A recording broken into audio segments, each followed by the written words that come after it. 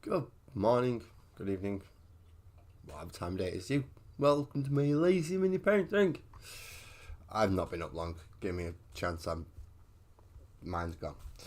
So today is issue 38 of Combat Patrol, which is the other half of the Helbrute sprue. Now, we didn't get to finish it last time because it told us how to put it together, but it didn't give us all these bits and it didn't give us the base. That being said, I've already pinched the hammer. So this hammer, I can get it in there. That hammer, that is kind of what I was to put on. Good morning, Al. Good morning. So yeah, I've nicked the hammer already. That's been put onto Lasgull Thwacker to make my new war boss. But I've also decided he's not getting the plasma cannon either. He's getting a multi-meller. So I've already clipped that out. So we're gonna take these instructions and get around the bits that we've already made. So we're going back to 37 so we can actually put the thing together. Then it's going to want us to paint it as a Black Legion, which we already know I'm not going to do. So back to 37 we go. Good morning, Buzzard. How are you? Is it half 10? Yeah, it is half 10. How are you doing this morning? You okay? Up and ready and raring to go, I hope. Or at least up and coffeed. That'll be the good thing. Are you building this along with us today, Al? Or are you ahead of me on these things, as most people tend to be? So, first of all, we'll clip out 7, which is the main torso, and 10, which is a little tiny bit, which looks like it's going to hold the head in. So clip out number 7 first, which is the front part of the front armour for the body. Easy enough to see, it's the one with the big hole in it there.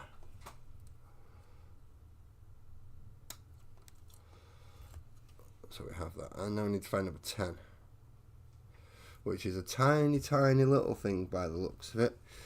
It's going to have a divot in the middle, and then it's kind of going to spread out from the sides. Pardon me, sorry. This might have been why we was waiting for this bloody sprue.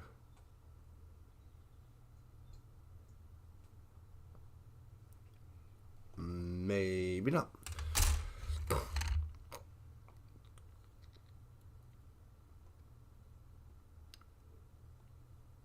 I don't see part 10.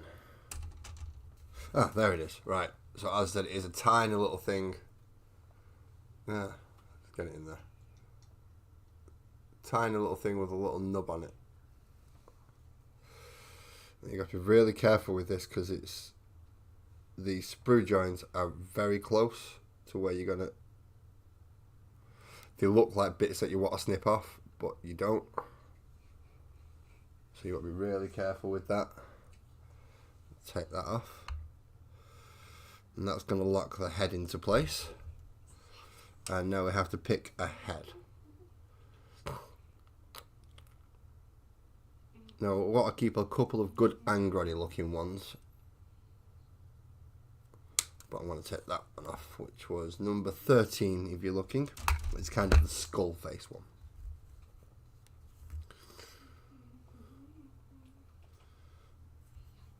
So you don't actually glue the head in by the looks of it. You slot the head in to where you want it to go inside the face, and then behind it you've got to glue in that little section 10, and that'll hold it in place. You not long got up as well. Yeah, I'm a bit late today.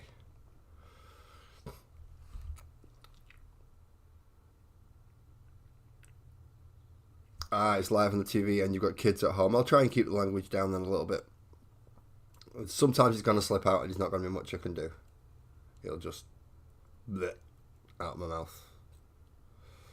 But I will try to keep language as nice as possible. So you put the glue into the bottom of that bit, and then with the nub and there is a little circly bit, a little notch that should slot into that section nicely if you've clipped it and got it cleaned.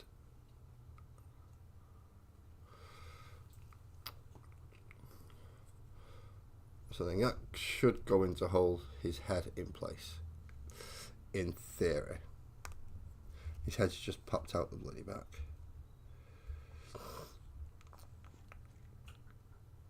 See, I don't get what's going to go in the middle to actually hold his head in. So what I'm going to do is, there's a little groove at the bottom.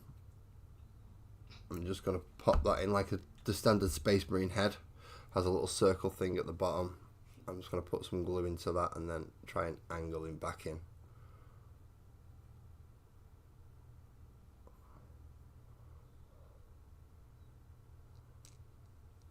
And not pull him out with my finger like I just have done. I'll get his head back in there, because you've got to put his head in first, because once you start putting all the backpack pieces on, he doesn't want to stay. So next it's 1 and 2. Now they come on the 2 new sprue bits. Those are these 2 pieces, I think. Yeah. There's 1, and there's 2. Right, okay. So the kids are not too bad with the bad language. I've still got to make sure I've gone over so long, though, otherwise YouTube shouts at me. So you can't swear before that long. Oh, for fuck's sake. I'm past that point now, by the way. It's only 5 minutes. So sections 1 and 2 without doing any irreparable damage if we can. I hope. Clean up the nubbly bits at the bottom, just so we've got some kind of smoothish area, because it looks like it's gonna slot onto something, and have a nice curved section at the bottom. Random noises behind me are from the family. My family are also off on holidays this week. So, glue on the sections where you know that the joining points are going to be, usually in the little nubbly bits or the little recesses, and then you get the opposing sides pins, pop them in, pop together.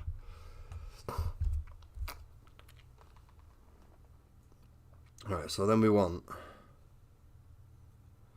8 and 9, which are both backpack pieces, which are here next to each other, 8 and 9.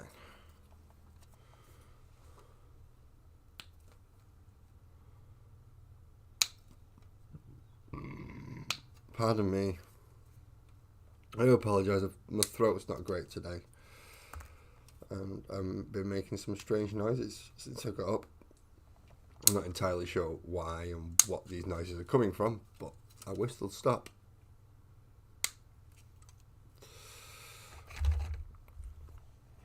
Alright, so going off this,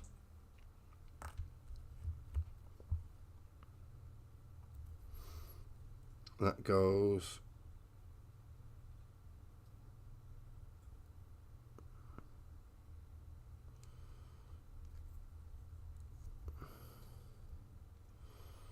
which way around is this bloody... Right, so, no, they go at the top.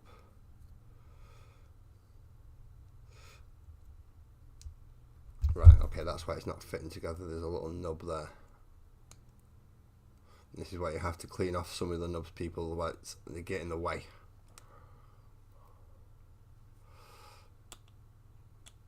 Keep an X-Acto knife or something to hand is a little bit easier than doing it with the snips like I've just done. And it should go together something like that. Something like that, he says. Full of confidence, obviously. So then we want it does actually have a lip around the large section here, around the top where you would fit it. So there is a section to kind of bead the glue along before you glue it in together. But you just got to make sure it bloody sets then. And sets close, so try and reduce the amount of gappage.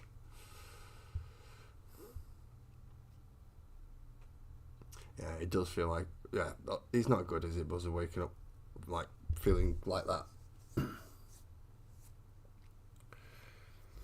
Right, so now it wants me to glue all this piece, and this piece all together at once.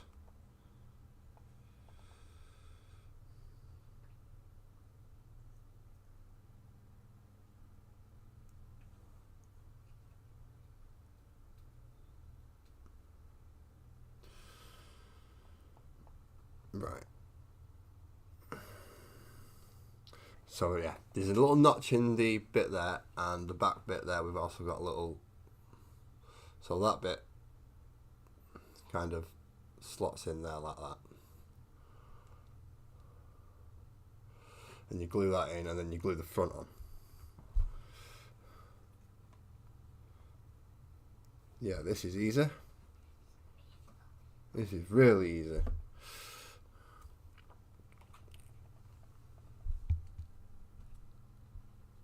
So there's the back piece. Now this is the difference between having full part models and easy build models, people. Easy build models are precisely that. Much easier to build, mostly it's push fit. Full part models like this one, not so much.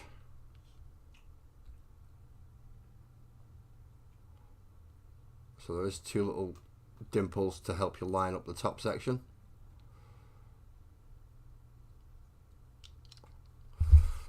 Which you might have to do first because, well, that didn't want to work the way I wanted it to. That goes in there, that goes in there. You go over there like that. And you go in there like that. And then you're supposed to go over there. As I said, they don't make this easy sometimes.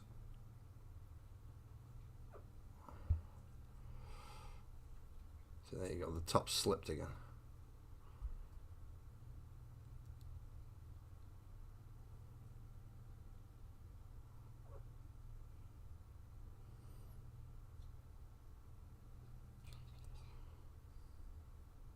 There we go, right. Leave him to dry there now. No, apparently we don't leave him to dry there. Next we get parts 18, which is his spine, which goes over this section here.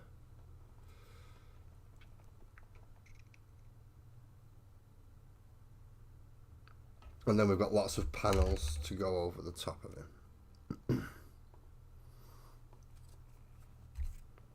18. So 18 is that nice long spine section there. Hopefully that's going to be dry by the time we come to glue this on. It should be. It shouldn't take long for plastic glue to dry, but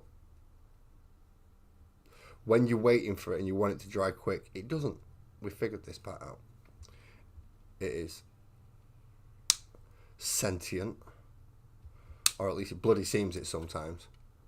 Because it'll dry really quick when you don't want it to, and then not dry when you do. So let's hope this time it's dried. I've got to pick him up again. So this will be, so if we get section 18 here, and it slots on down the middle to make up his spine.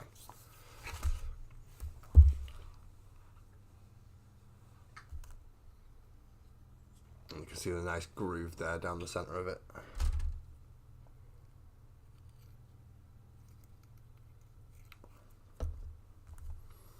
That should fit, snuggle it into there like so. See? It does work sometimes. From there we want to clip together parts 25 and 27 for one smokestack and 24 and 26 for the other,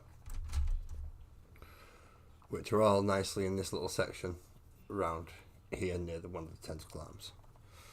So 25 and 27 go together. Before I start snipping, let's just check we're not snipping off something we need, because there is a small little vent coming off, a small little cable coming off the back of it, and I almost snipped that off, thinking it was wastage, and it's not. You do actually need it for the model, so I'm guessing that's going to slot into a little section. Yep, two little dimply points where they slot into. Of course there are. And why have I got a feeling I've probably cut a little bit too much off that? Yep, only a tiny bit, so it shouldn't show, but just a sliver down the side of it I cut too much. Find out for definite now when we put 27 onto it.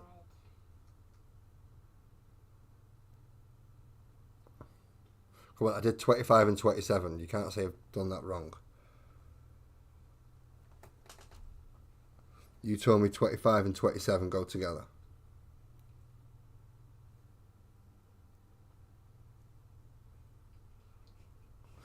Ah, it's not fitting. There we go. Whew. Well, that was an effort.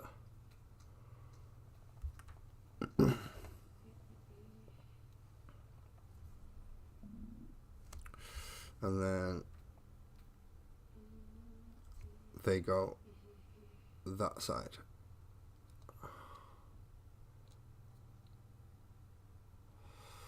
Right, so then there's two little dimply spots here.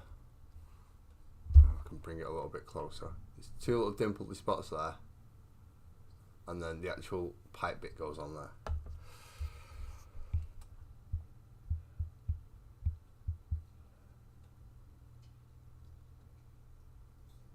Try and line it up like so, and you'll end up with a smokestack on his back. If you've done it wrong, you've ended up with a model getting thrown across the fucking room.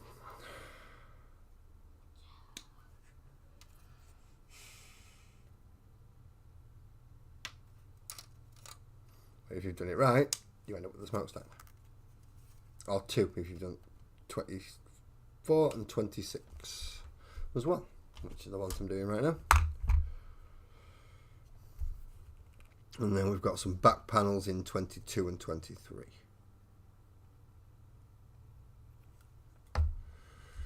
First of all, let's get these lined up, knowing that they don't like to be lined up.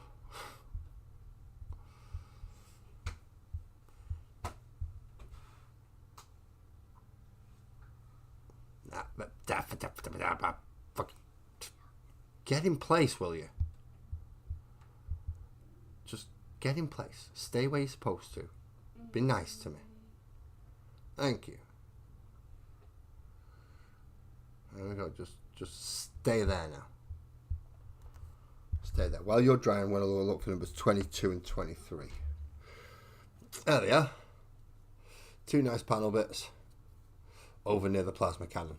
So if you can find the plasma cannon, it's these two nice little panel bits. I've got to go looking for lots of orc panel bits. I've got to bulk out those Dread Knight legs. And some of that Dread Knight torso.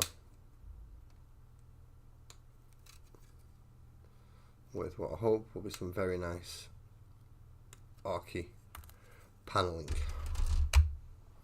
Right, now let's try and get the smokestack on. So again, the two dots where the pipe's going to go, and then the large section where the actual smokestack itself is going to go, and then they should fit ever so snugly into that section. A little bit of pressure for a second just while it dries. Let's keep it in. Ooh, Woolish! How are you doing, Woolish? Well, I'm not going to get a chance for a demon print. I don't have the what's it called? The where you pay extra and get a few extra models. The premium. I'm not doing the premium thing, so I will not be getting a demon print. I will be getting a proxy Angron though. Where did that just go? I've just dropped a plastic bit. and I've got a thing behind me, so I can't actually move back fully.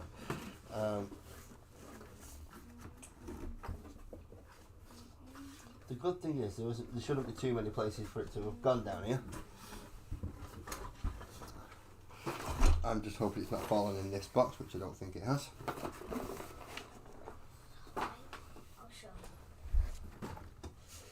There it is.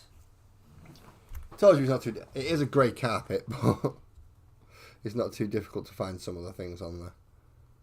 Sometimes things get lost forever, which is strange because I have hoovered and cleaned up. But yeah, sometimes stuff gets lost forever. So when we're putting the backpacks on, these back plates, it's the inner lip that goes along the spine. You'll be able to tell because of the little dents on the inside. But just to help you make sure it's the lip that runs alongside the spine. You get a fair old chunk of glue on there as well, just to make sure it holds if you want to.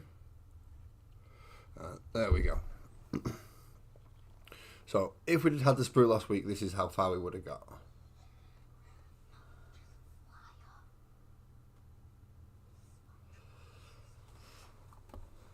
Well, I'm hoping, because my Angron proxy is very similar to a Demon Prince, it's just got 2 weapons. So I'm hoping it's not too bad. That's not too bad to put together. I'm hoping. Yeah, I've got a feeling it's going to be a frustrating model.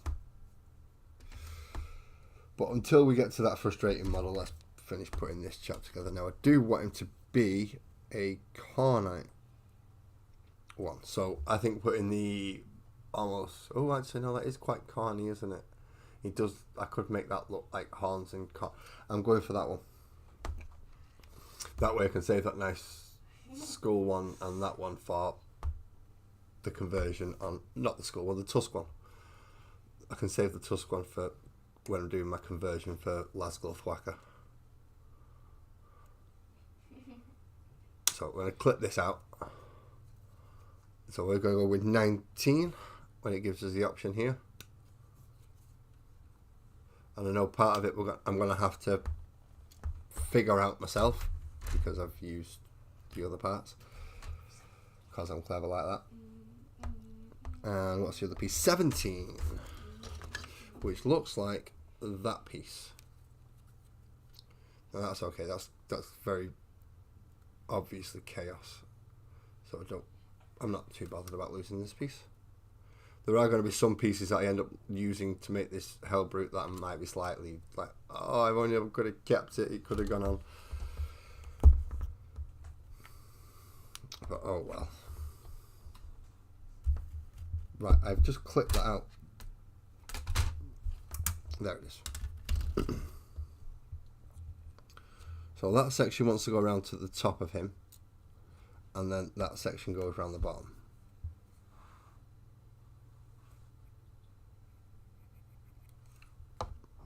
Pop glue on that. Pop the top of his helmet on. Pop glue in there. Which is probably not where it tells me to fully glue it, but oh well, I have done now. And then pop the chest piece in. He's looking a bit fancier now, isn't he? If you know this thing that was supposed to zoom and was zooming really well the other day and focusing and stuff, that isn't now. Well, what can I do? Nothing much. So now we're on for the legs, which is 81 and 82, and we know they're pretty much on the same sprue, which is 81 and 82, those two sections. That's easy enough. Even a simpleton like me can find them. I say that I don't even know how many of these type of sprues I've looked through and built, and I don't mean Helbrutes, I mean just Games Workshop sprues in general. It's getting to the point where it's too many is the answer. You should not be able to go around and do that. I am confident in being able to put the other arm together without the instructions though. So let's see how that goes. Right, so we know we have nubbly bits that need to join together. So we've got one there at the bottom of the leg, one there top, one at the top, one at the bottom, and then a couple of sections that you could do with just putting some glue along just to make sure they hold together. Dry fit them in, and now we have a very skinny pair of legs.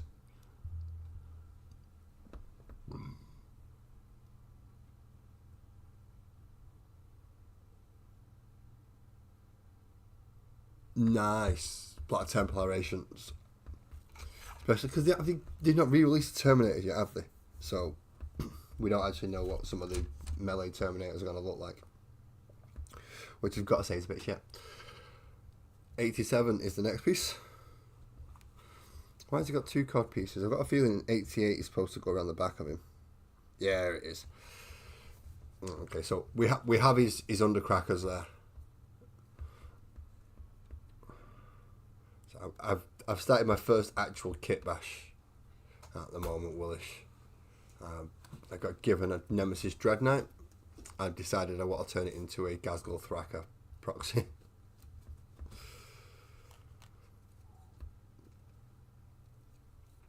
.88, which is the back piece. Slightly out of order, but that's because I can use Logic to put it together. And yes, I know what I've just said. I'm using Logic on Games Workshop products. Please don't start complaining about it and saying how daft I am. I'm aware of how silly it sounds.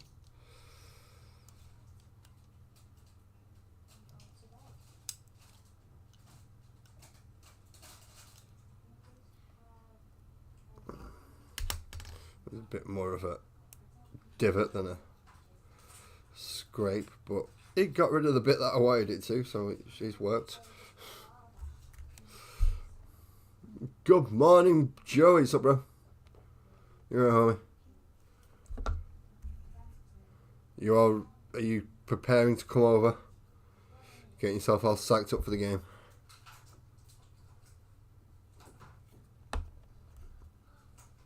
Not that I understand the rules. I just know you're coming over to watch American football over in England. Your figure.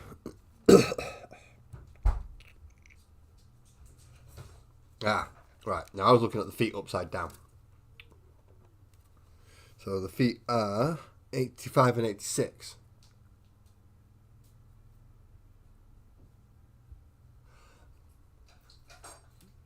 Yeah, green stuff, that reminds me I'm going to have to pick some of that up.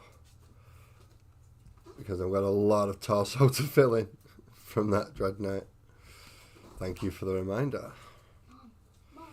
And if you've not already, join up on the Discord. I wouldn't mind having a look at that. It's free to join. You just go through the main channel. Actually, click on the channel. There is a link to the Discord channel in there. Completely free to join. There is a work in progress and a finished model section. I do a lot in the work in progress. I don't usually get as far as the finished model before something new and shiny comes along and go, ooh, let's do that one.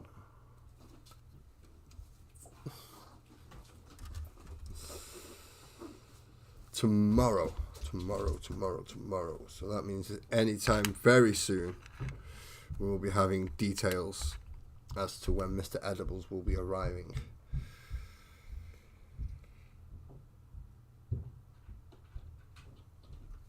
Right, so we want 1, 2, 3, 4, 5, 6 dots of glue. And then them 3 go in that one. And them 3 go in that one. Right. So 83 is going to be a shin guard with a big hole in it. So we can put it over the spike. Which is that. You see the hole to go over the spike. You can just see it moving about in the background.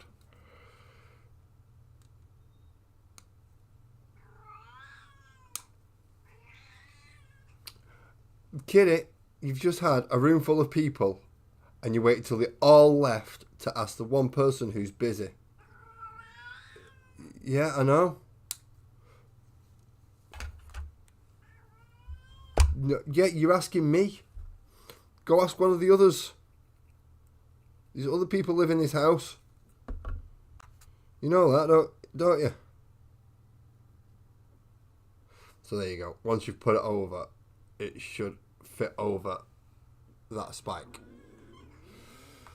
Sorry, bear with me 1 minute. I'm just going to have to go sort the blooming cat out. I'll rewind that a bit.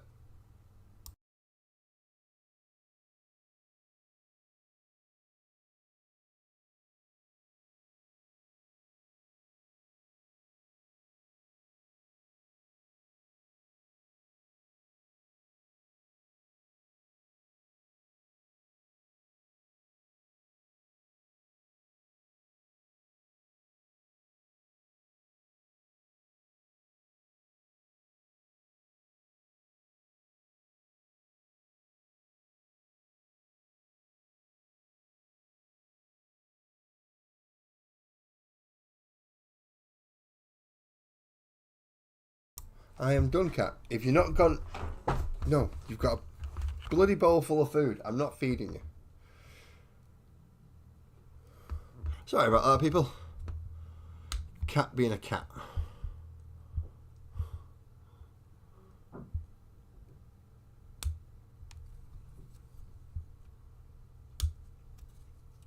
So that's 84, which is the other shin guard.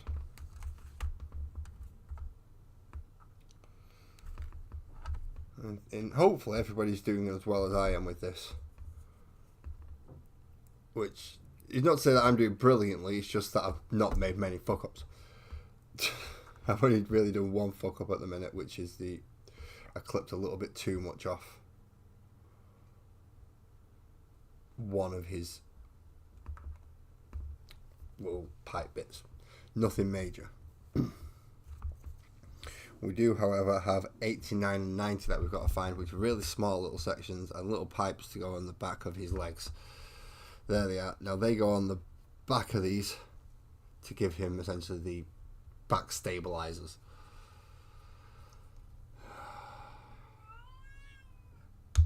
I'm going to go make myself a kebab in a minute.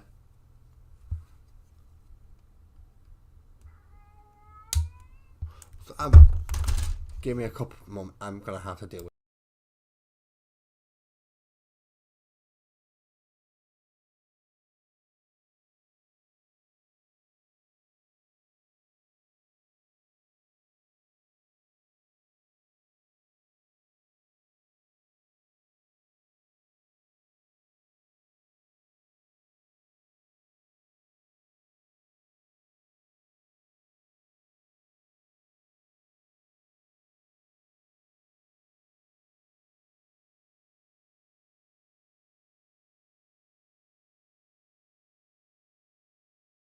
What is up, EB? Morning, dude. I've just been dealing with my fucking cat. Right, I've just cut two of the smallest pieces out on the model and then had to go deal with a fucking cat. It was not fun. So these two tiny little bits are going to be the back stabilizers for his legs. Now I don't actually know which way round they go anymore, because I did know which one was 89 and 90, but now I haven't got a fucking clue. So I'm going to have to try and eyeball it and hope it just don't fuck it up. He says, and the first thing he does is, when he's trying to position it, is drop the damn thing. That's one stabilizer. Tiny double glue in the back there. Tiny double glue in the back there. Get the stabilizer in the right orientation. And then get it to clip in. Excellent. So we have... Oh, we had two stabilizers in position until they decided to move that one. Because that was a smart idea, wasn't it?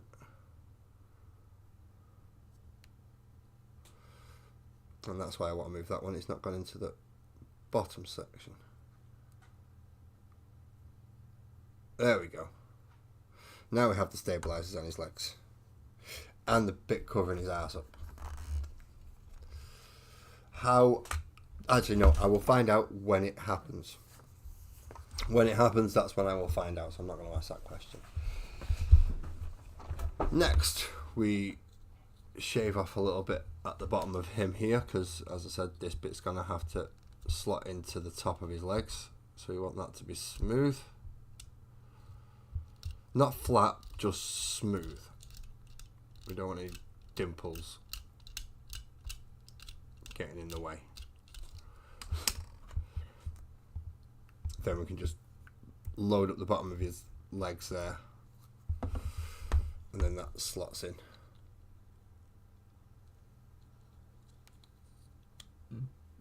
Round about there-ish.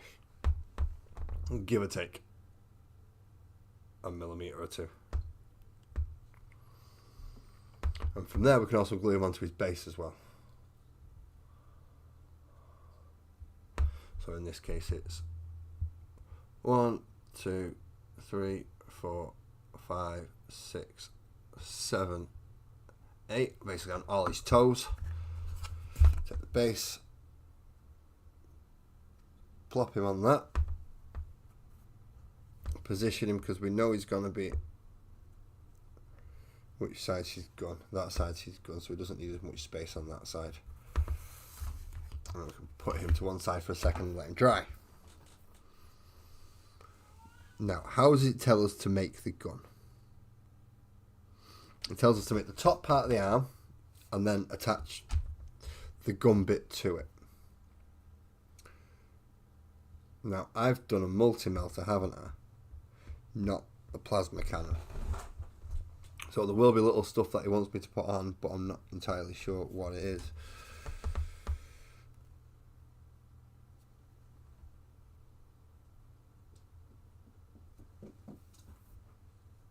So do we have any multi-meltery looking bits that look like they should go on the bottom of a multi-melter?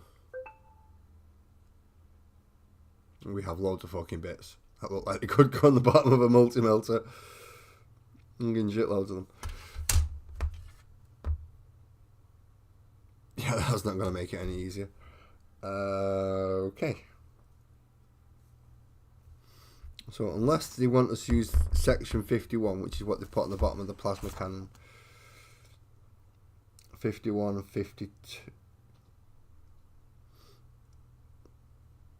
Right, they only actually tell us to use 2 of these little things, and they've given us quite a few of them. So they're all 51s and they're all 52s. 51s are the weapon ones, so the multi-melter will need one of these just to finish it off. By the looks of it, it's a generic. All weapons get this as a little power thing because it's a big whopping Chaos Dreadnought. So with my keen eye, there is a section down here that looks like it should take these.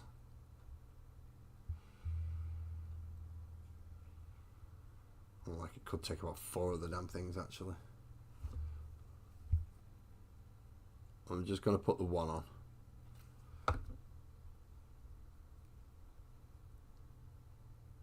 Because if it's not supposed to go in here and I'm just adding it for the sake of it, then it's not too bad. Having misused one, I've still got 2 spare. If it is supposed to go in here and I need to add more, then I could always come back and add more later. So that's the gun part of it done, but I need to fill in that shoulder section. So that is 28, 29 and 30.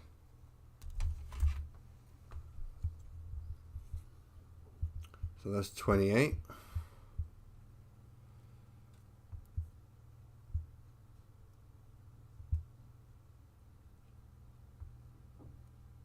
And that's 29, right, okay.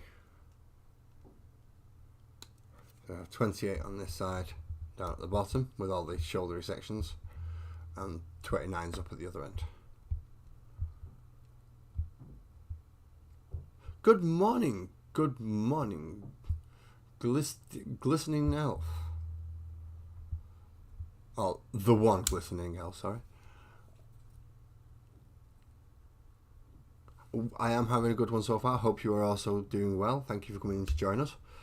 We're slowly, well, I'm slowly losing my mind on the Death Dread. No. See, I've forgotten what the name of this version of the Dreadnought's called. Helbrute. Helbrute is written in the title of the video. I even set it up this morning. How can I forget? But yes, I'm slowly losing my mind over a Helbrute. So yeah, I do hope everybody is doing all right today. Those of you who are watching from the UK and those of you who are watching from across the pond. So no, today I have an international chat apparently. Why is that not lining up right?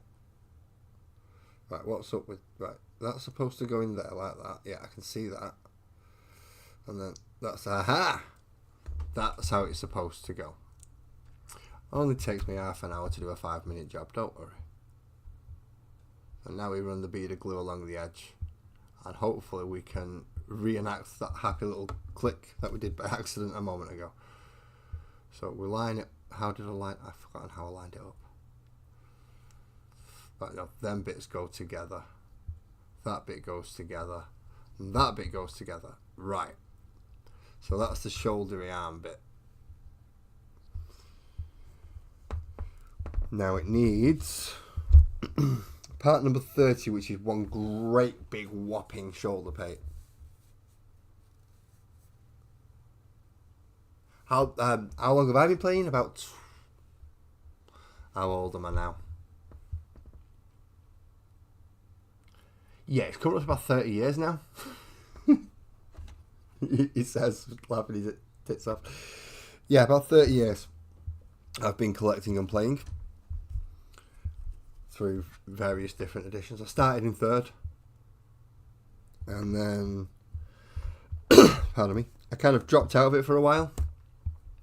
You know, as you do when you find out what alcohol is. And then came back around about 5th with the Assault on Blackreach box set. That's how I started my Orcs.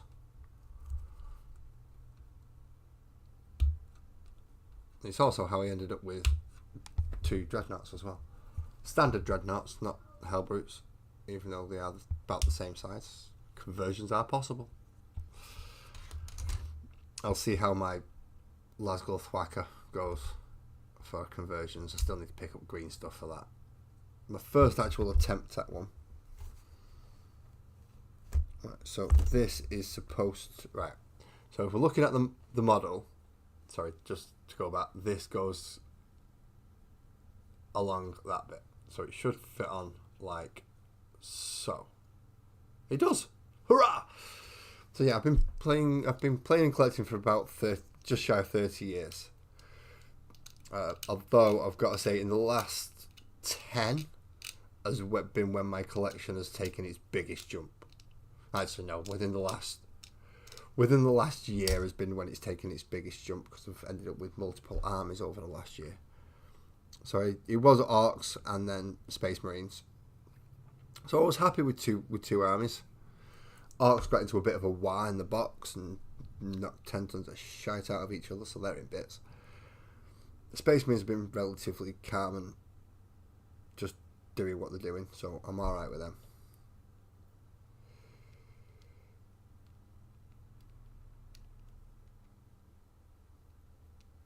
But yeah, since then I've had Tyranids. Well, I've got Tyranids, should I say. So I've got over 2,000 points of them now. I've also been given Imperial Guard. I've got Eldar. I'm starting a World Eaters. What else? Yeah, it's getting difficult to actually remember what I've got now. And once you get to that stage, it's you've got too much. The only reason I'm not running a Grey Knights is because I've got too many as it is. So that's why my Grey Knights will be the donation of Grey Knights, which came from a wonderful subscriber. Thank you very much again. Grey Knights will be going into the Space Marine army, and then the Nemesis Dread Knight will be going into the Ark army.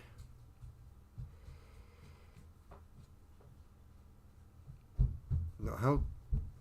Right, that's that arm. That needs to go on that way, and that needs to go on that.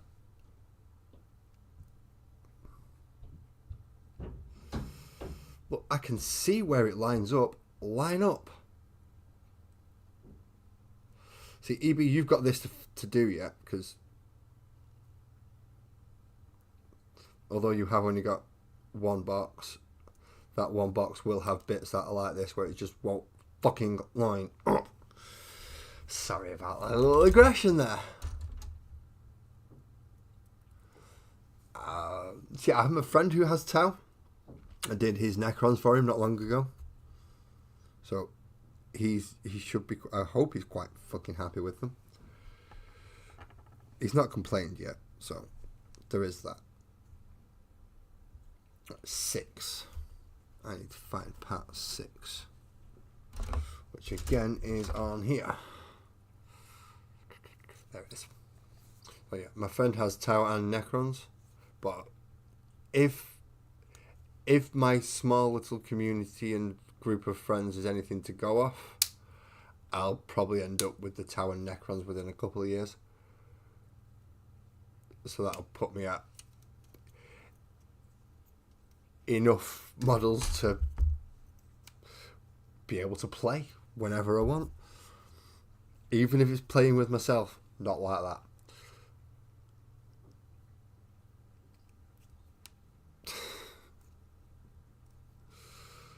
But yeah, I'm thinking I'm sitting definitely around about the 10,000 point mark for Space Marines.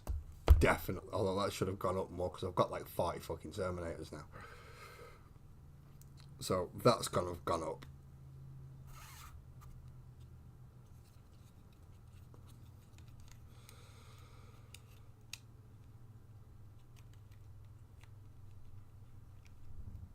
So how's this supposed to go in? Right, this says this is supposed to go, aha! Right, this is supposed to go in here, but it's supposed to go in that way around. Right, I got it. Well, I've not, but I've got an idea.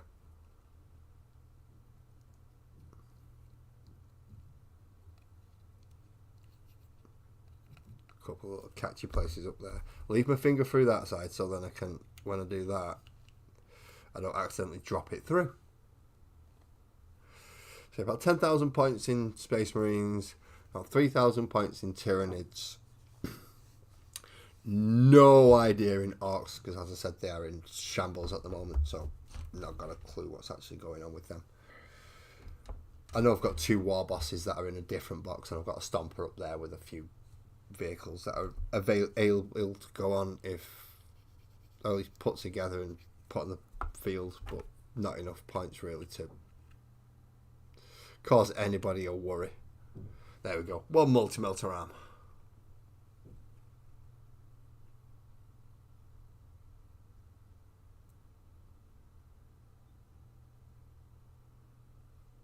I'm not masturbating, look, Dorito. Dorito, I'm not masturbating. If that's what you're doing at the moment, that's something different. Don't need to know about it. But no, I'm not doing that at the minute. Right, this is where it tells us it tells us to put the hammer together, and I've already stolen the hammer. So what I'm going to do instead is I'm going to look for a nice power fist.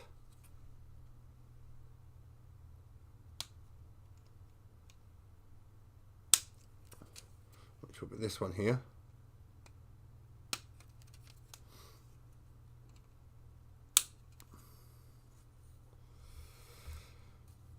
And then, ooh. Let's have a bit of a dry fit and see if that is actually the bit that will. See, it might. It might.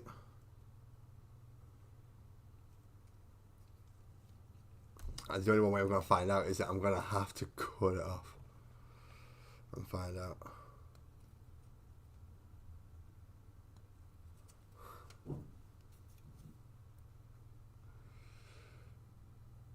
Lee, how you doing, man? In the airbrush booth. Why have you got an airbrush booth? You don't need one. I proved that on Monday. You just need to open a window and not breathe. That's not... Please breathe, people. Breathe. I was being stupid. Even if you're using an airbrush, breathe. But yeah, me using the airbrush on Monday is not the demonstration on how to actually use an airbrush. Not by any stretch of the imagination was that close enough to be, this is how you do it. No. I had a small open window and I had big sheets of plastic in front of me and I was just spraying away with no masks and no fuck all. So don't do it like I did. Do it like Lee's doing. Get yourself masks, get yourself an extraction fan, get yourself stuff that means you're not going to be inhaling particles of paint as you blast it at, 40 psi.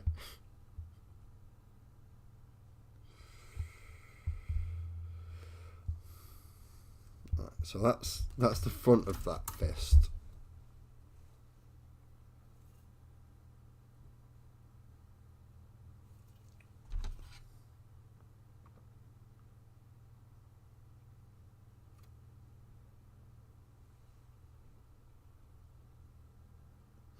Yeah, this seems like I'm not using enough pieces to do stuff.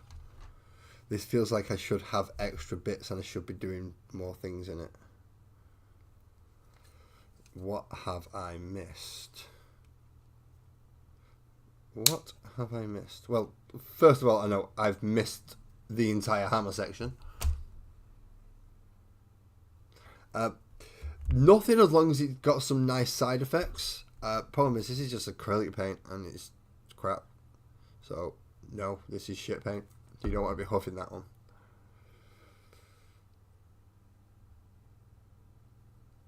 Is that even the right hand? That's not even the right hand.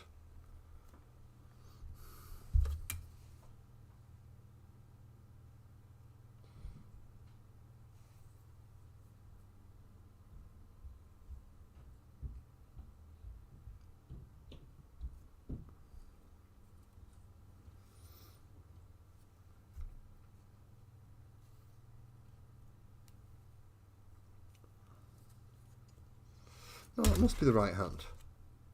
Because that's where his little... Oh, it goes there.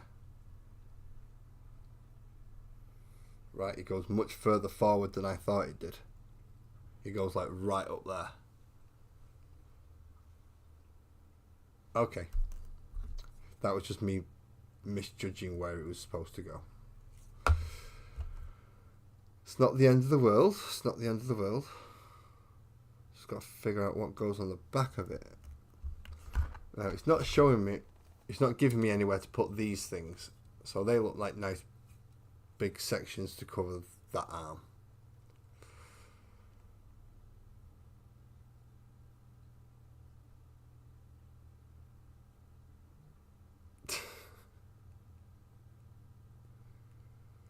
No, you're not supposed to drink paint. You're supposed to huff the thinner. Fuck the paint.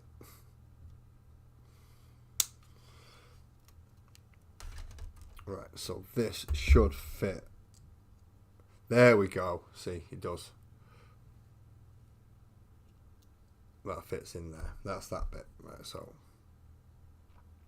I was kind of right, kind of wrong. I just got the wrong bit in the wrong section. So let's put that on there. Do we want a spiky shoulder pad or do we want a normal shoulder pad?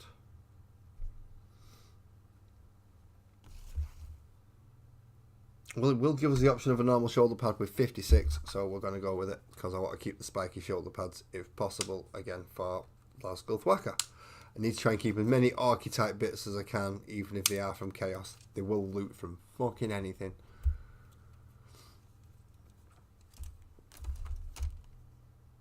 So we need to get them sorted. Right, and then it's the big round section at the top that goes over that bit. I've done it again. I've only got it in top chat, so people might be typing away and I can't see. Where was we up to? Go back. We had Glistening Elf, who's got 2,000 points for Imperial Knights. Very nice. That's something that will quite happily blow the snot out of my stomper. All fun and games at the end of the day. That's what it's supposed to do. But that's why I'm building a lassable thwacker, so I can have it hiding inside the stomper, and then when you kill the stomper, he jumps out and starts smacking you. That's the idea. It's not going to happen. They're going to kill the stomper into their first turn. He's not going to get to move anywhere. He's going to come out, probably take about D6 mortal wounds because he's getting out of the damn thing. And then get shot to fuck because he's running across the board.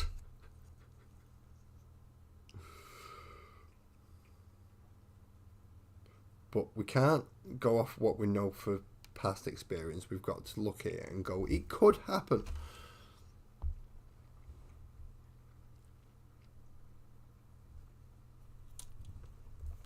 So now we actually need to line up and figure out which one of these goes with.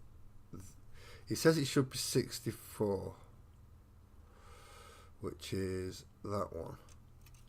So it says it should be that one up there. But I'm not 100% convinced, because obviously I've been naffing around with shit. No worries, Dorito. See you in a bit, man, and good luck with your setup that you've got going on today. And same with you, Lee. Have fun with your booth, and I'll catch you in a bit, man.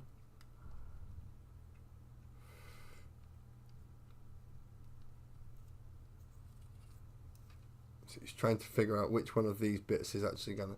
So it says it should be that bit, but because... No, I have got the same bit, so it should be 64 still. But how's that supposed to go in there?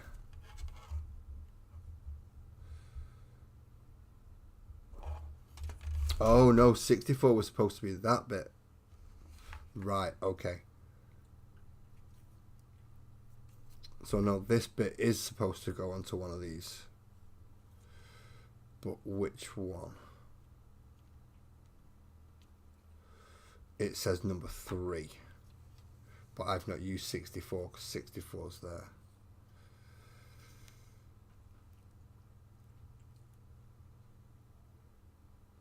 So let's try getting the orientation right so we know roughly which way it's supposed to go in, and then we can try pairing it up with one. There we go. So it's that one we need. We need, if you've done the hammer arm, then follow the instructions. 3 and 64 match up. If you've done the fist arm, then you want number 4 to go into his shoulder. Good morning, Ali. Good morning. I hope you're having a nice, happy, dappy day today.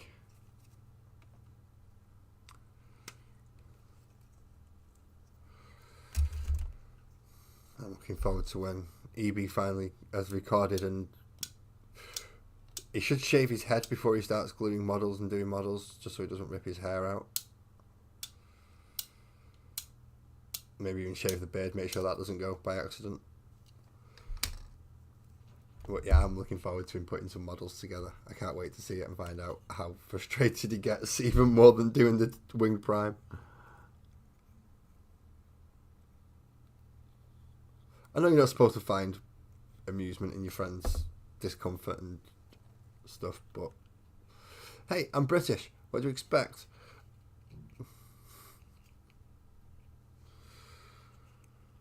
And then nice slab of glue in there. And that caved in his fucking shoulder.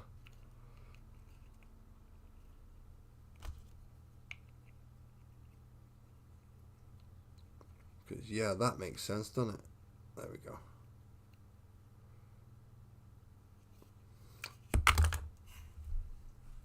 Yep, I just saw that bouncing across the fucking table as well. I mean, even that section's not glued properly. What the fuck? Get that in there. Get that in there. Right. You stay in there. You get a load of fucking glue on you now because you've just gone bouncing across the table and I'm not happy with you.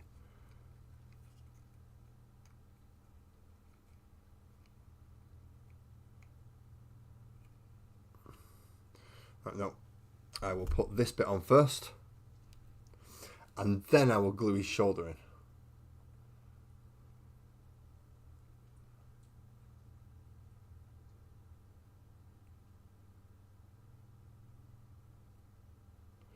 Yeah, there is a bit of a difference between TTRPGs and Warhammer 40k.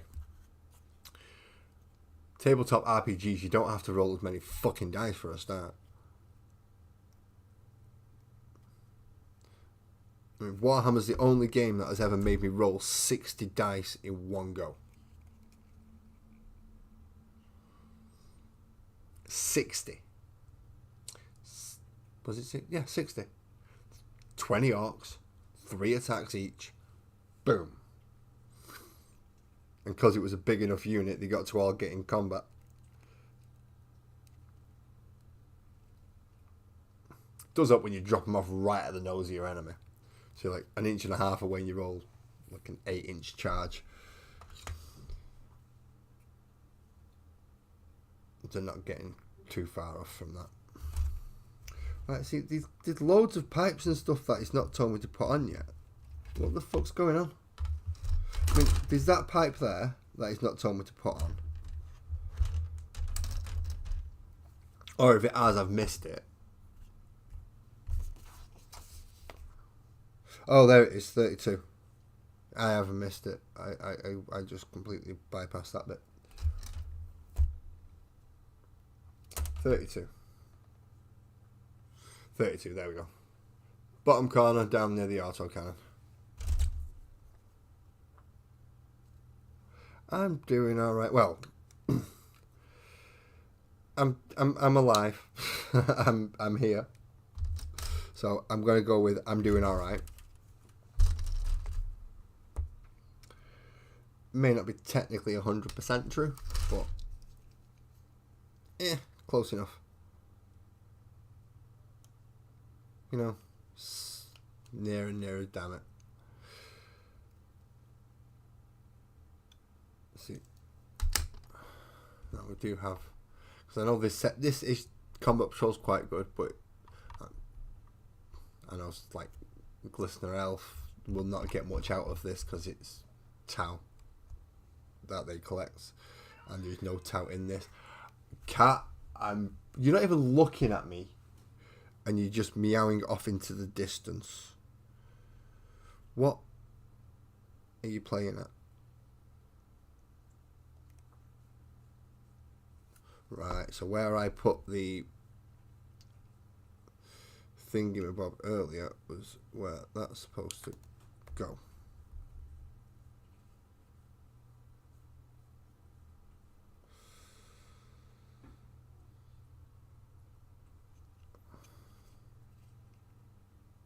Sometimes these models just don't make sense to me.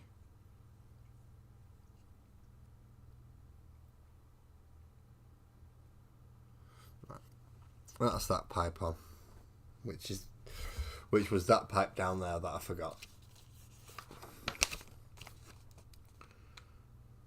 It does want me to glue little bits on. At this moment in time, I'm not gluing little stupid nubbly bits on like that at this moment. I'm going to pin them because that'll be easier, and I need to charge my Dremel to do that. So when you've finished, it will ask you to put a plasma cannon on and the Helbrute hammer. Now that I've finished, I've got a multi-melter and a Helbrute fist. Because, yeah, I'm awkward. So that was how to build from last week with a few minor adjustments.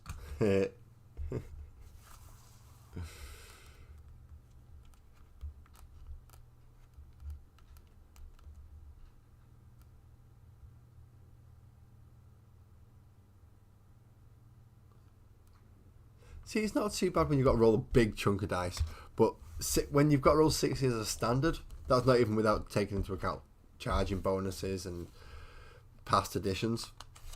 For past editions, you've got +1 attack for charging and others, and if you had 2 melee weapons, that'll give you +1 attack. So that could take my orcs from 3 attacks each to 5 attacks each. Yeah. There's a reason why I have a couple of 100 d6s. So yeah, we get to start issue number 38 now. See? 38, we're going to go through it. Now, it's going to tell you how to paint it as a Black Legion. So, base the entire thing in black. All the skin tones doing squig orange, including the arms, and I mean, there's absolute loads of skin tones in between the spines, around the back of the... Loads of bit that's covered in flesh. Then any of the metal bits, so the head of the hammer, the bottom of his feet down here, some of the spinal column sections, even the little tower stacks, some of the gun, all lead belcher. Don't forget that wrong. See, there we go. Going through, as I said, the stacks, some of the sections in the lower back there, lead belcher. Then you get the Retributor armor and find every little bit of chaosy gold trim you can find. All this stuff, all the trim around the armor plating, all the trim around the guns. Oh, he's put the same head as I have. Well, the same thing, yeah. I have actually followed a little bit. Okay.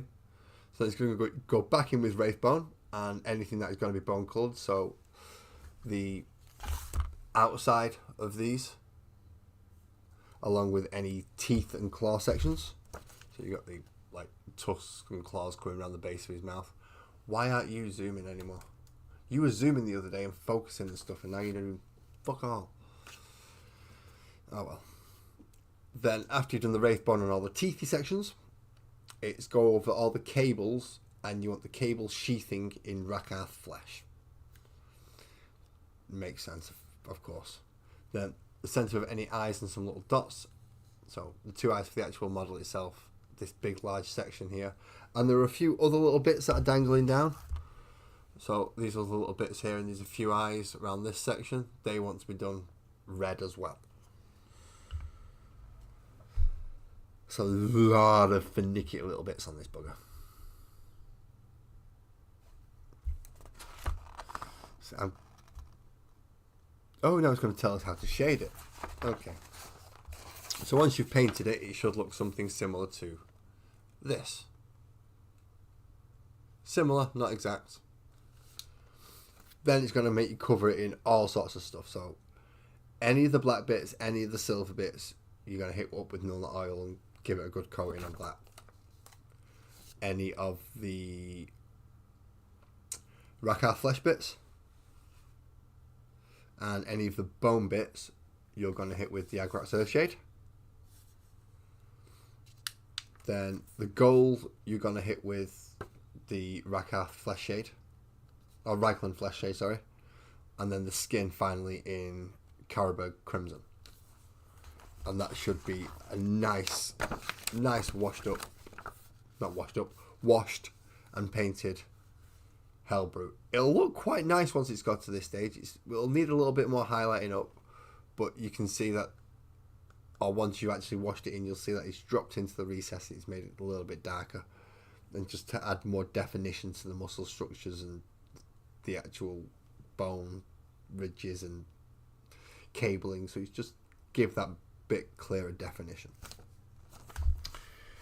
Next we have reading sections. We have lots of reading sections. Oh, dearie God. I'm going to pass out by the end of this. Okay. So, the reading section for part 38, now that we've put together, and if you've painted, then you've painted your Helbrute. I will be waiting until I've finalised my World Eater's colour scheme, and then I'll be painting him. But that'll probably end up being a models and musings rather than combat patrols. So let's cover the Warzone Nephilim. So, after the fall of Cadia, much of the galaxy was consumed by warp storms, and communications between worlds was severed. Gradually, these storms began to subside, but some areas, like the Nephilim sector, remained mysteriously silent. Troops were sent to investigate, but nothing could have prepared them for what they found. So it doesn't sound like they found something good then. As the warp storms that had ravaged the galaxy abated, Imperial commanders were troubled by some areas where communication could not be restored. The Nephilim sector was one such place. Battle group Kaleides was sent to investigate the mysterious phenomenon. That's, yeah, never mind. What they found was terror and panic as the sector came under Necron attack. More disturbingly, a psychic malaise that the investigators dubbed the Stilling had descended on the population, leaving them limp and glassy-eyed. The investigators realized that the phenomenon was caused by a large series of activated black stone pylons. Ooh. Now I've got that idea from my board, so bear in mind on that one. So a large series of activated blackstone pylons that had been placed by the Necrons. Against furious opposition, the forces of the Imperium managed to disrupt the Necron plans and send out a distress call. In response, battle group Hephaestus, led by Belisarius Cawl, deployed to the area. As Sarek, the Silent King, realized the threat posed by the Imperial defenders, he unleashed his might upon them. Seeing the dishonourable length that Sarek would go to, the Necron forces turned on each other as the Imperial forces strove to destroy the pylons. Amid the fighting, an ancient weapon tore a new warp rift in real space, and the forces of chaos joined the fight as well. Oh yeah. You can't just have one army in 40k taking part in a fight. You've got to have at least two, and the Orcs will turn up if you're in a fight.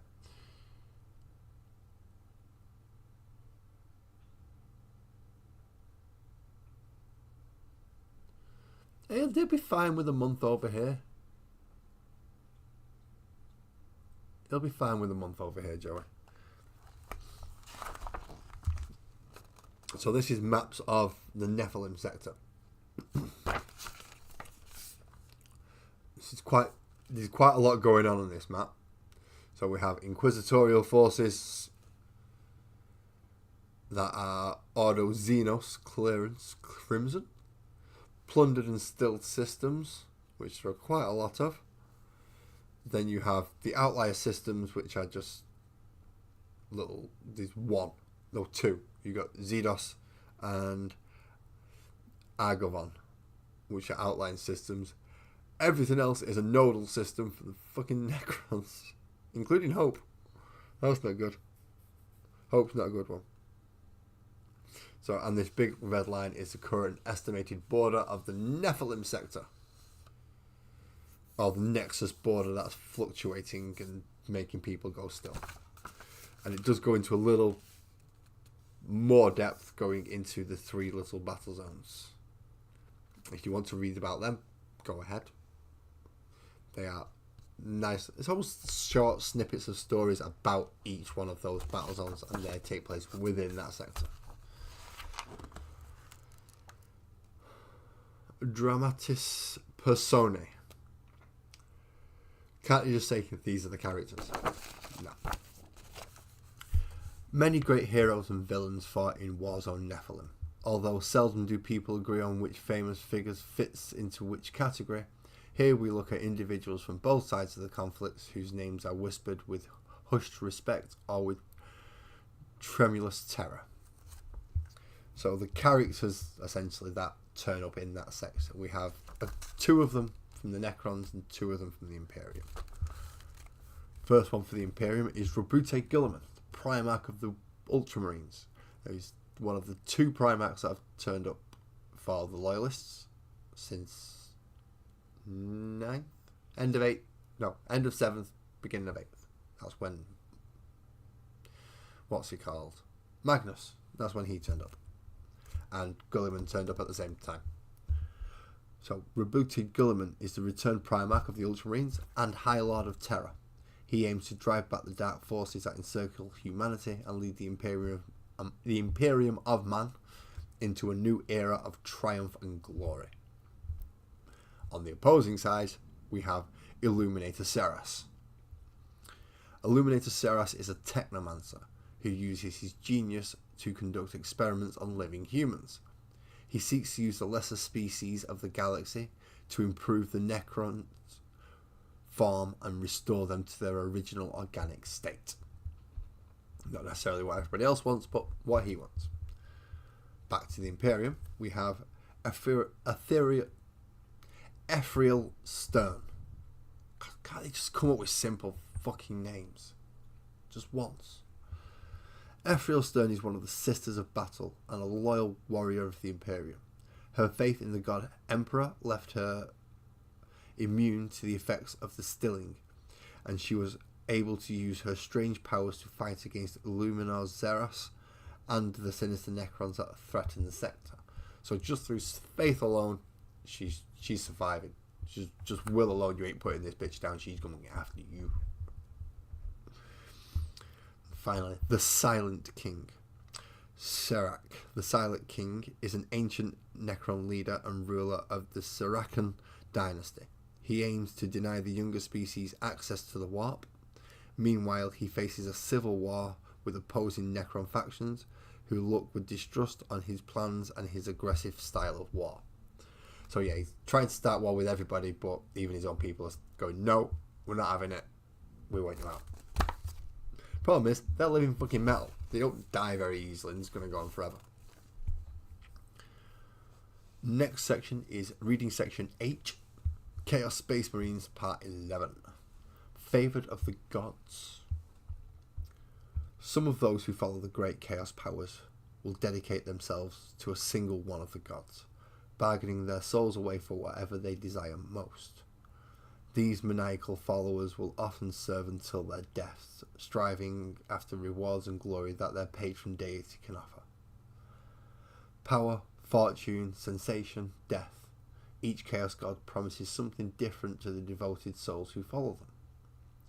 Some of the degenerates who turn to chaos are so obsessed with the gifts that a single god can offer that they gladly throw themselves into service, forsaking all other gods and following a single path. Among the traitors of the Chaos Space Marines, there are many minor warbands that permanently turn to a single god when the incentives are right. But there are also entire legions that have served a single god for many thousands of years. These legions have taken on a character of their own, becoming warped and corrupted in the image of their patron. They bear the mark of their god's blessing with pride, and they wage war in ways that best use the gifts they were given. The example they're giving here is the Death Guard. Death Guard are devotees of Nurgle. Their minds and bodies are corrupted beyond recognition, and they spread their vile contagion throughout the galaxy with a warped delight. They have been blessed not only with near-endless resilience, but with an abundance of poxes, plagues, and diseases to be resilient against. Within their rusting power armour, their flesh rots, and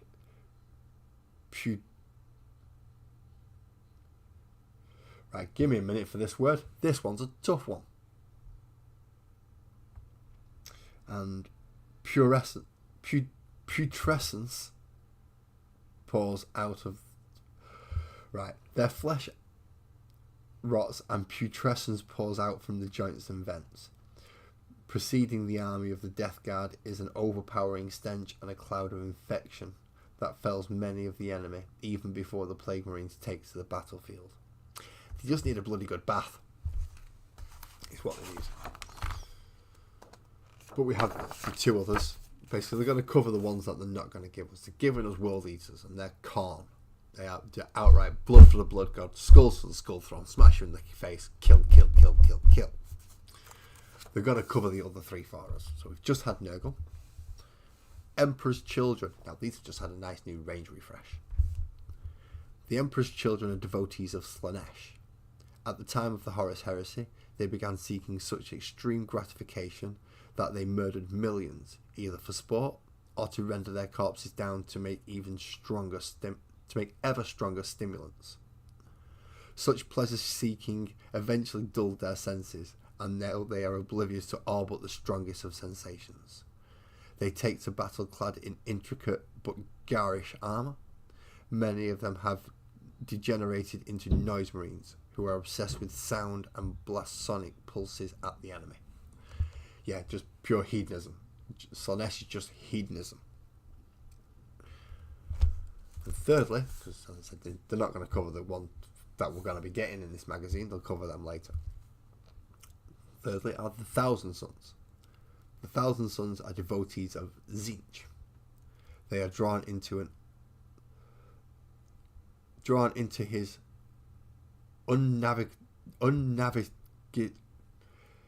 the warp bit that you can't navigate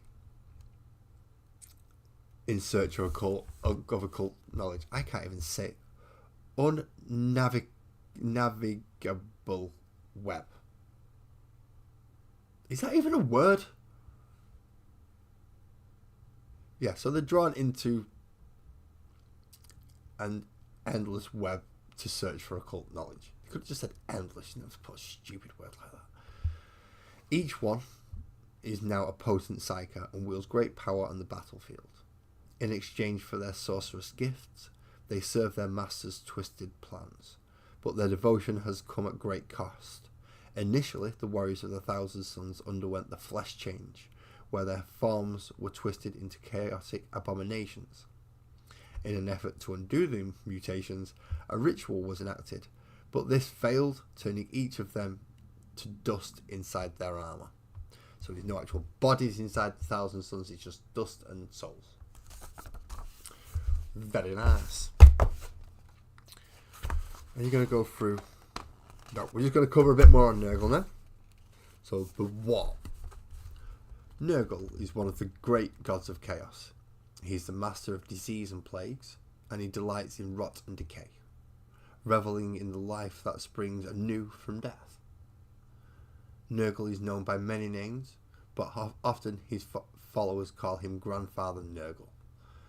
Among the faithful, he is thought of as a kind and generous figure who loves all forms of life. He is particularly enamoured with disease and affliction. Nurgle's works often intrude on real space through warp rifts from which pour illness and disease, infecting nearby worlds and transforming them into incubators for foulness. Nurgle is a giving god who loves to share his dreadful and vile gifts with everybody he can. So he's a sharing man. He's a sharing man. Nurgle is depicted as a vast mountain of rotting flesh covered in sores and boils. Across his gigantic belly, the decaying muscles splits easily and from each tear, slimy entrails spill out, giving off a stench so foul that it is said to bend reality. This appalling figure is often pictured at the centre of a putrescent garden, leaning over a huge cauldron in which he cooks up ever more deadly diseases. Yeah, so he's the reason you get a cold every year. Wanker, isn't he? Proper cunt. So, Fecluent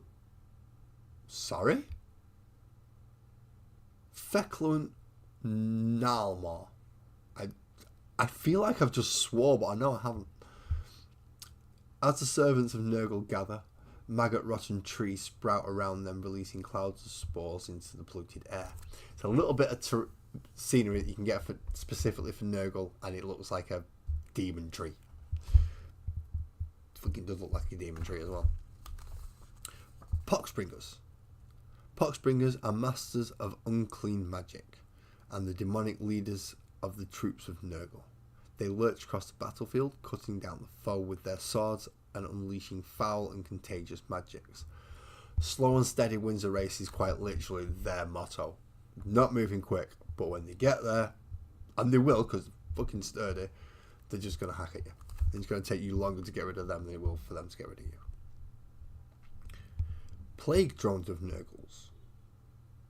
Some of Nurgle's demons ride huge rock flies into battle. Disease hulks of flesh suspended from ragged buzzing wings. Well, that speeds them up a bit, I suppose. It makes them get there quicker. And then Rotigus. I like the name Rotigus. Great Unclean Ones are the mightiest of Nurgle's demons, and they are as wrathful as they are filthy and disgusting. Rotigus is a particularly feared greater demon who is famous for journeying far and wide. Yeah, now if you buy that kit, you do get 3 different ways to build it. Rotigus is one of them.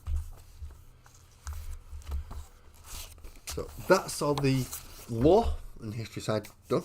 We are now up to this play section and core rules 12. And it's going to tell us through some stratagems. So, command points can be spent during the battle to use stratagems. All players can use the core stratagem presented here. Additional stratagems can be found in codexes and other publications. So stratagems will come under one of 4 basic categories. It will either be a battle tactic. These stratagems bolster a unit's efficiency in battle, boosting their attacks or defensive capabilities at a critical moment. Epic deeds.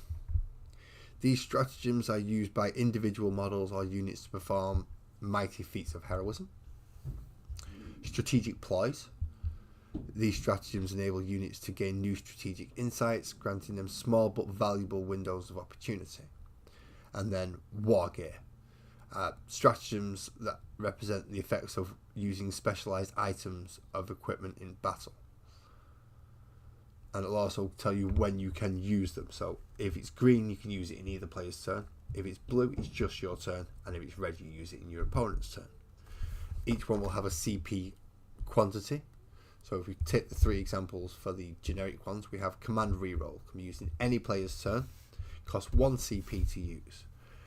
When do you use it? Well, in any phase, just after you have made a hit roll, wound roll, a damage roll, a saving throw, an advanced roll, a charge roll, a desperate escape test, a hazardous test, or just after you've rolled the dice to determine the number of attacks made with a weapon for an attack model or unit from your army. Pretty much most rolls that you do, you can use this on. What it does is it lets you re-roll that roll. Just one. Just one. So if you've rolled 97 dice and 6 of them are not what you want, you spend 1 CP and re-roll 1 dice. You don't re-roll all of them. But still straightforward.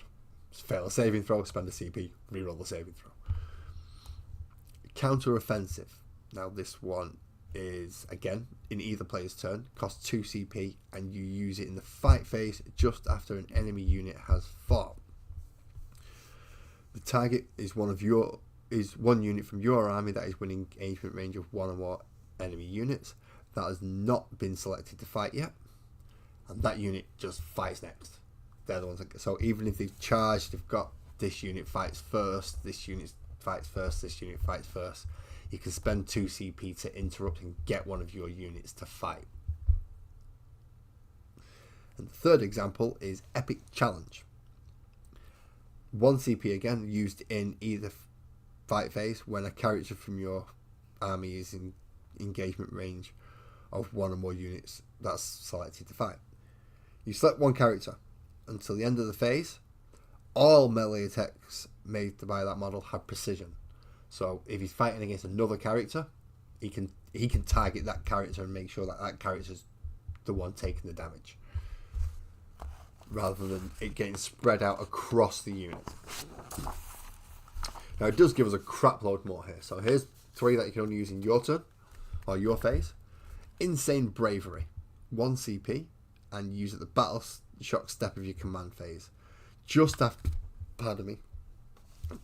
you fail the battle shock test. You target that unit, and essentially it's an auto pass. He's not failed his battle shock test. He actually passed, but he's cost you a CP for Insane Bravery. Grenade. Again, 1 CP, using your shooting phase. one grenade unit, so it has to have the keyword grenade, that is not in engagement range of your enemy and is not shot yet. So you can't have shot yet and you can't be in close combat. Select one enemy unit that is not in with engagement range of any units from your army and is within 8 inches of the unit that's got the grenade keyword that you're using on. Roll 6d6. For each 4+, that enemy suffers a mortal wound. That's not bad because mortal wounds are quite difficult to save against. So that's not a bad one, just to stack on a few mortal wounds on something close by. Especially on something like a tank or finishing off an elite unit. Very nice for that. Tank shot.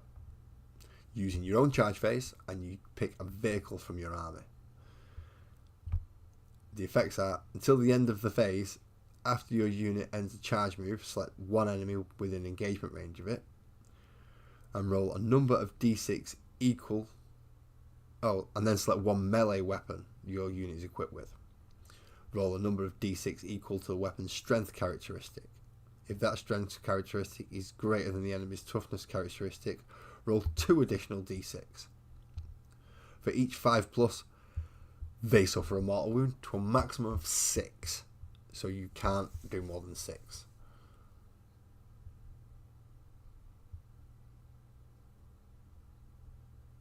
Oh, so you could. I'm a bit gutted for you, EB, that you didn't manage to go for this year's TT, but there's always next year.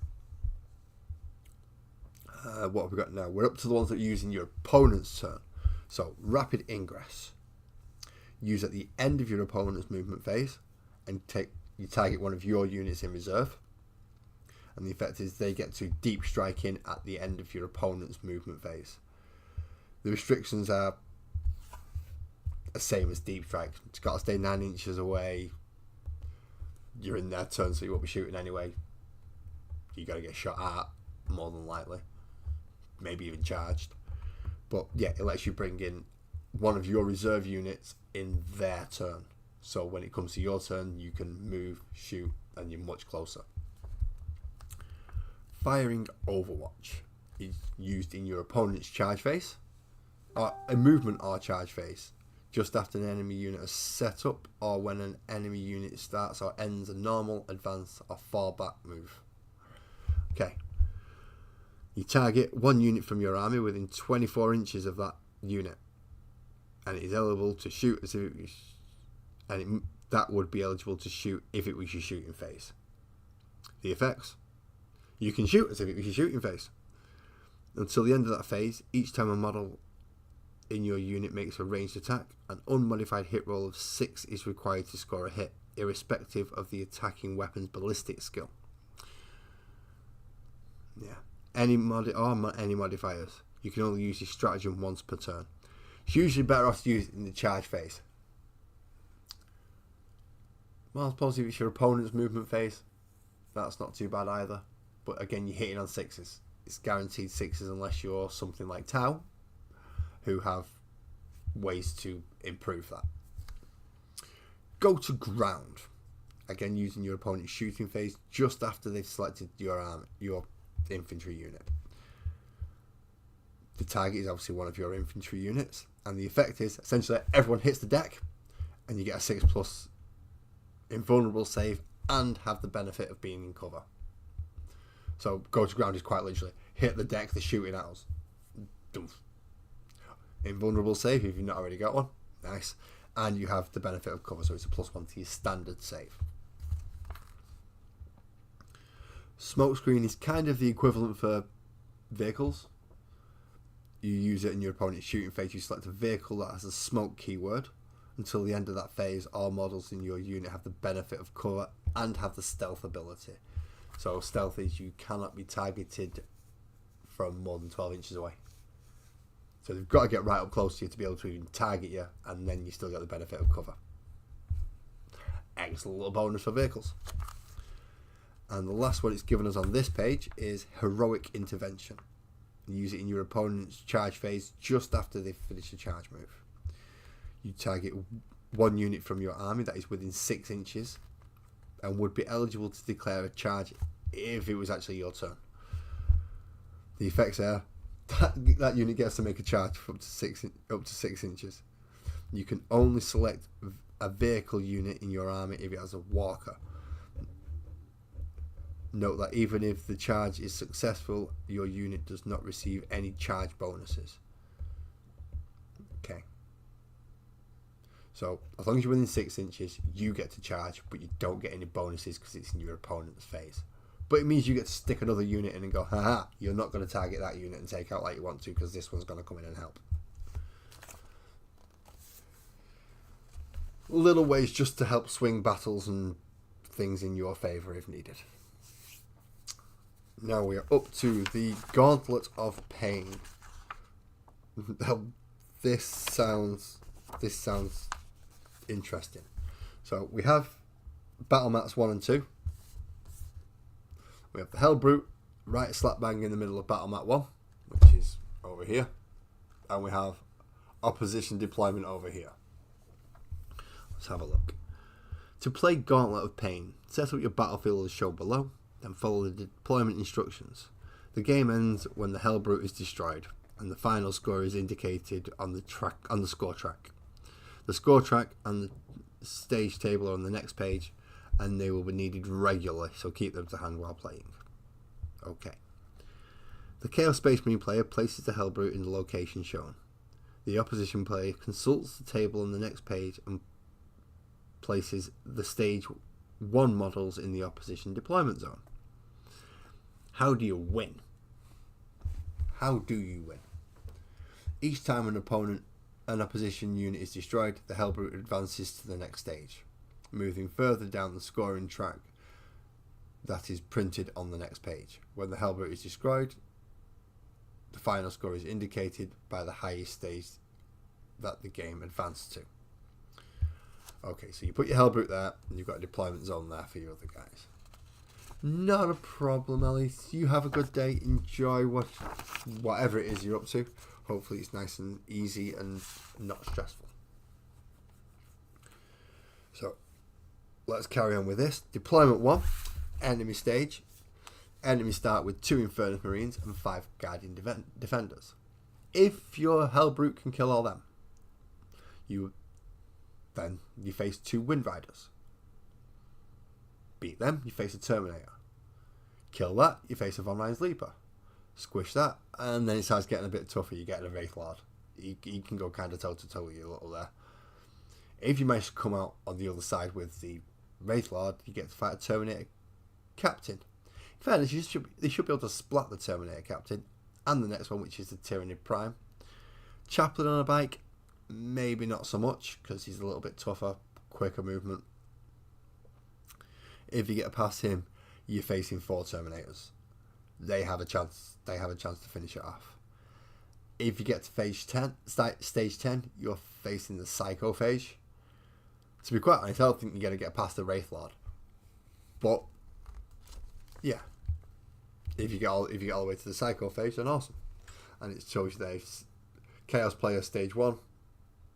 If you kill it at stage 1, the opponent gets 10 points, and it's reversed there. So it's 10, 9, 8, 7, 6, 5, 4, 3, 2, 1 point if he gets all the way to the Psychophage, and obviously 10 points for the Chaos player if he gets that. Chaos boons. As the Helbrute carves its Crave path through enemies, the Chaos Gods look on with interest and amusement. During the battle, each of them grants a single boon to the Helbrute that can be used once throughout the game. The Chaos Space Marine player can choose to use any of these boons at any point. So, Boon of Khorne, until the end of turn, add 1 to the attacks characteristic of the Helbrute's melee weapon. I've not got a hammer. Boon of Tzeentch, until the end of turn, add 1 to the damage characteristic of his ranged weapon. In Plasma Cannon, if you built him as they wish you to. Boon of Nurgle, you get to regain up to D3 lost wounds. And Boon of Slaanesh, until the end of the turn, add 1 to the charge rolls made by the Helbrute.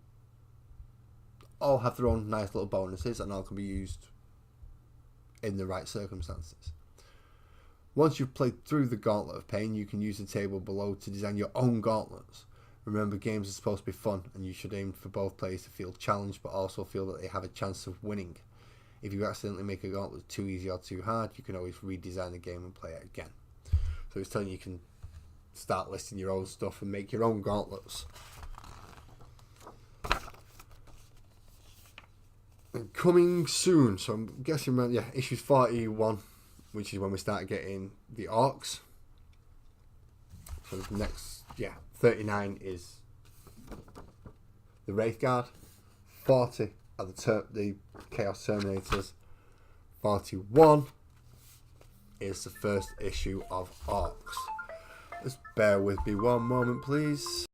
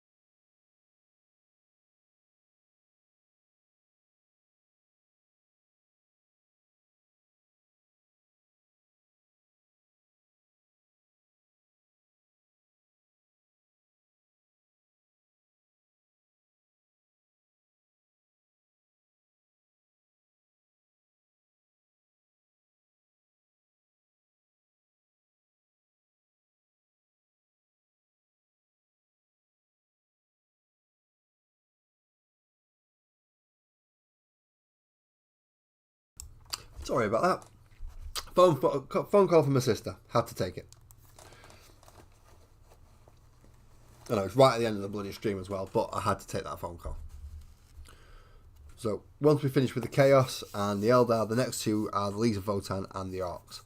I'm looking forward to this because I do have Orcs. I would like some more replacement boys. I want another wagon. I do want more Death Copters. The Death Dread, you can't even see on there. The Death Dread, however, will probably end up going towards making Lasgulthwacker, depending how close it is we get him. But we know the next issue is the 5 Wraith Guards, so that's next week. We can put them all together that week as well. And then the week after is the 5 Chaos Terminators. Again, they can all get put together on the same day that we get the issue as well. Awesome. Now let's have a look at what we've got here, because I've got, as I said, I've got Lasgulthwacker. And I have lots of bits that I need to make fleshy and make look more orky. So I'm just going to have a quick scan over and see if there's anything else. So some of the shoulder sections there might be better off if I cut through. Nice big tusky bit to go in the front where the face is going to be. That should be alright. And some more, at least one other fleshy arm bit, which I will hopefully try and convert to go underneath the arm there, if I can. So that's covered a little bit more. Oh, you can't even see. So that's covered up so it looks more fleshy like that one. But a lot of work to be doing on conversion pieces. Lots of work to be doing on lots of chaos pieces. Actually quite a few. And I still have the tendrily things, which is always handy. But from there, that is issue 38 done. Issue 37 and 38 covered. Built from 37, completely ignored what they wanted me to build it as. Stuck a multi-melter and fist on it instead of a plasma cannon and hammer. Because I am me after all. I sometimes I do build it by the instructions, but if it's something I want for something else, then I don't use the instructions. But that being done, thank you everybody for coming to see me today and sitting through all this with me. There was a lot of reading today, I know, and a lot of building today, so it's quite a long stream, near enough 2 hours. Oh, near enough 2 hours, that was getting on a bit. So thank you everybody to join me, and everybody who came in for the first time and come back and rejoined it. So T1 Glistener Elf, thank you very much. And anybody else who's not chatted and is just watching, again, I am thankful. Please hit the like and subscribe at the bottom. It'll tell you when I'm going live next time, which should be tomorrow night for the Magical World of Sparkles and Oak. And I look forward to seeing you all then. Until tomorrow night, though, drive safe and enjoy the rest of your day.